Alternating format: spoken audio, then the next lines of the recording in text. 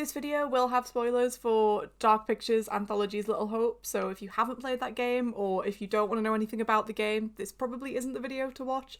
There definitely will be a lot of spoilers in it and it will probably ruin the ending of the game massively, so don't watch if you don't want to know about it. I also want to start by saying it's fine if we disagree on this. This review isn't going to be the most positive one, but if you love this game, obviously that's absolutely fine. We can disagree, we can have different opinions on it. But if you did like the game, and if you didn't like it, I would really like to know your opinions in the comments, because I want to hear from someone who does really like this game to see kind of where our viewpoint differs on it. So no matter what you thought of the game, leave a comment, let me know, let's have a discussion on what we think about it. And if you want to know my thoughts, then keep on watching. So Little Hope was kind of at about an 8 out of 10 for me, up until the ending, where it very quickly turned into about a 2 out of 10. The premise of the game sounded so good, and even with the scares being pretty much super cheesy and predictable for the most part, I still really enjoyed the start of the game. I was coming up with theories for what was going on, trying to figure out which characters I liked, and I was really enjoying the switches between the different types of worlds. Then the ending kind of took every single thing that I liked in the game and went, none of it's real. I think one of my biggest issues with this game is Will Poulter is an incredible actor, but if you asked me to name a single one of his characters' personality traits in this game, I couldn't tell you. And I don't know if that was down to acting at all. I think the characters were maybe just kind of badly written. There wasn't enough character to them to have massive personalities without your choices in the game, but then your choices didn't matter enough to change their personalities. What I mean by that are there are some choice-based games where you have quite what seems like a bland character, but based on your decisions and the way that you take their storyline, they can either be a really good, funny, interesting character, or they can be a really bad, evil, manipulative character based on the way that you decide to take the game. So it's completely up to you what their personality is, and I think that's one really interesting way to do it. But if you're not going down that route, you could just start off with a really interesting character that has a strong personality, and then they make decisions or you make the decisions for them, and it's the storyline itself that carries those characters. But in this game, it was kind of neither, because your choices didn't really impact the way the characters acted hugely, or it didn't really seem like they did. In this game, your choices weren't really strong enough to sway the outcome either way, and the characters didn't start off with a strong personality, so it felt like it kind of lacked in both areas. One of the things that I really liked about Until Dawn is even though the characters were super cheesy and stereotypical, all of the characters had very strong personalities. I guess even the ones that didn't have a strong personality still had that personality that you knew. You knew exactly what kind of person Mike was going to be. You knew exactly what kind of person Emily was going to be from the very beginning of the game. And although your decisions didn't massively impact their personalities, your decisions could impact the story overall. Whereas with Little Hope, like I say, it just didn't feel like you were doing either of those things. And Man of Medan kind of had the same thing, you knew which characters were timid, you knew which characters were really strong and confident. But Little Hope just kind of felt like the characters had not a lot to them. And I do think that was extra disappointing with Will's character, just because I do think he is one of the most talented actors there is. I think I was just expecting so much more from his character, so I really hope he does more voice acting in games and stuff so we can see what he can do in the future. And I mean, Will Poulter does already have experience in a choice-based experience thing with Netflix's Bandersnatch. And that show, although widely popular and enjoyed by many people, definitely received a lot of criticism when it came to if all of the choices actually matter. Does picking a certain cereal really determine if you live or die? Should it really determine that? Or should it just be the big decisions that matter? So I think there are a lot of issues with choice stuff in general that still people are still working through, because I don't think it's that big of a genre. I know there are big games in the genre, but there just aren't that many to play. I feel like I struggle to find new good choice-based games to play. And I would really love to see more developers and more people getting involved on how much your choices matter and how much they should matter and everything. But I honestly think this game would have been better if it wasn't a choiced game. If you sat and told me this game's narrative in a pitch, the first thing I would say is, why is it a choice-based game? What in the narrative requires this to be a choice-based game, and how does that further the story? How does that impact the game overall? And I think, although I do want to see a lot more choice-based games, I do think there needs to be a reason for them to be choice-based. And I think the biggest way to find that out is to say, if you take the choices out of this story, does it really impact anything? And I think with the case of Little Hope, maybe it would have worked out better without the choices, because then you don't feel like you've wasted your time as much, because you're supposed to be able to feel like you can change the outcome in a choice-based game. Whereas with this, you obviously can't change the outcome. I think that's what throws me off so much with this game, is entire storylines are just rendered completely pointless. Like, one of my favourite films that has the whole dramatic it wasn't real twist, more spoilers here, is Shutter Island. And I think that's one of the situations where this kind of storyline does really well. Where everything turns out not to be real, but there's been subtle, really interesting hints the whole time about it, and you're kind of figuring it out as you go along. And I've seen people say that there were hints in this game, and there sure were when you watch it back or when you play it back. But I think a lot of the hints that I've seen people mention weren't really subtle enough for me to see them as hints. Like, one of the things someone mentioned was all of the monsters represent the characters. That was a hint, and I'm like, yeah, I got that when I was playing it.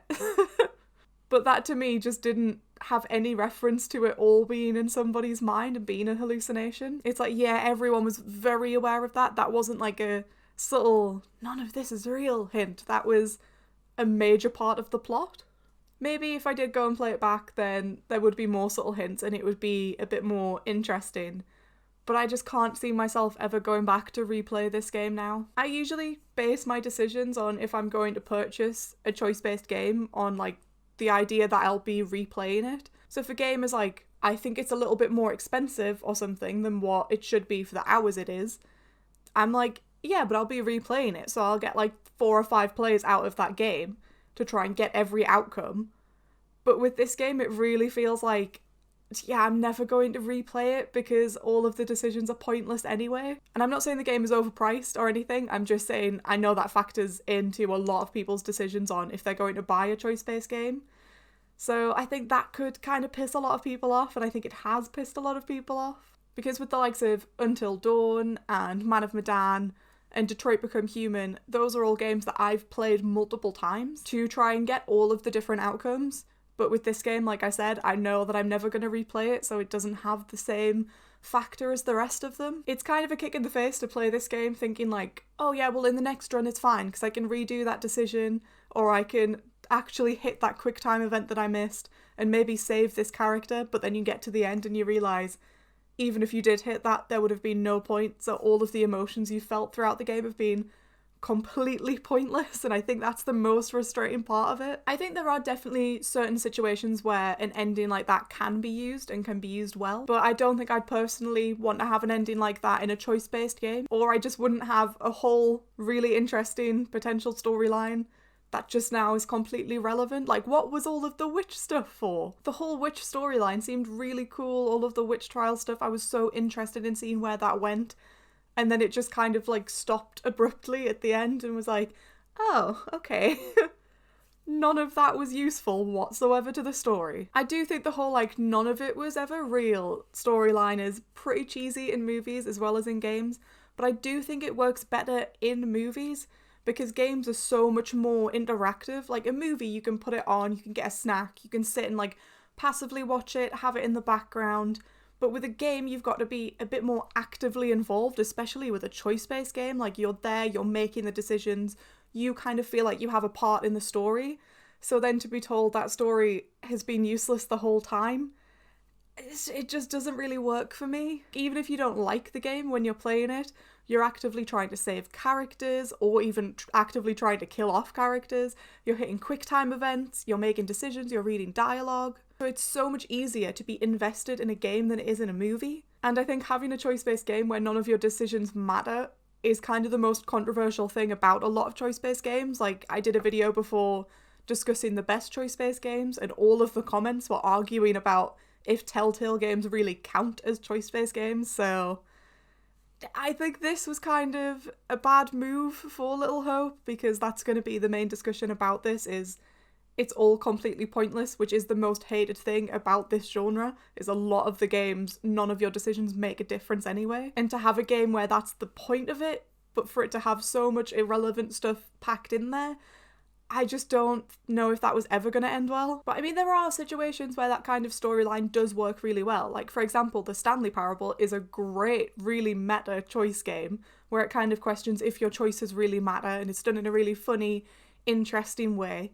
But there's not a lot of irrelevant stuff in that game. It's very much like it all fits. There's like a reason for everything to be there, or if there's not a reason, that kind of fits into the whole meaning of it, if that makes any sense. So it just doesn't have a lot of the pointless stuff packed in the way that Little Hope seems to. It doesn't set you up for more than what you're getting. After I played this game, I did immediately go and watch Jacksepticeye's playthrough because I kind of wanted to see what somebody else thought about it and if they made any different decisions and if there was a way to get a different ending to what I got. And it kind of seems like we did have similar thoughts, at least about the ending of the game, because his playthrough, it was quite funny how the only character he didn't like was the character that he had saved at the end, but even that joke was completely ruined when it was like, none of it's real anyway, so she didn't survive. It just takes any replayability away from the game when you know that none of your decisions matter and you can't save anyone anyway. And from looking at the endings that other people have gotten, there are so many unanswered questions no matter what you do in the game. It's just really, I think, frustrating is the best way to describe the ending. It's a game that basically tells you everything you've done for the past like 5 hours or however long it takes you to play it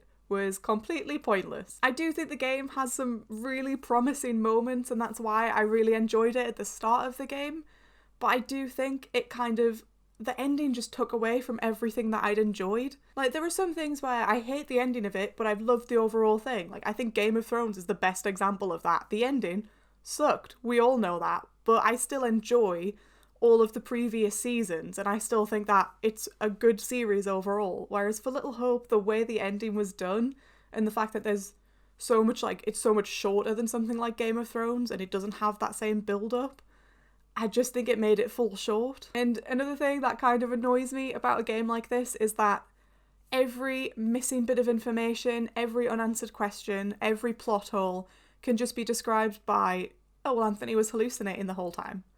It's all in his head, so you can't argue against anything because it's all just stuff in his head. I think this is like the most negatively I've ever spoken about a game on this channel, but I just really wanted to like this game, and at the start I had such high hopes for it, but I was just so let down by it. Like, they had Will Poulter, who I absolutely loved. They had a bunch of what seemed like could be really interesting characters. Like, there were monsters, there were witch trials, there were like mixing timelines. It just had so much potential. I do think it's a lot of pressure for Dark Pictures to live up to the games that they've made previously. And at the end of Little Hope, there was a trailer for their next game. And even though I didn't like Little Hope, I am still excited for their next game. And I really do hope that I enjoy it more than I did with Little Hope.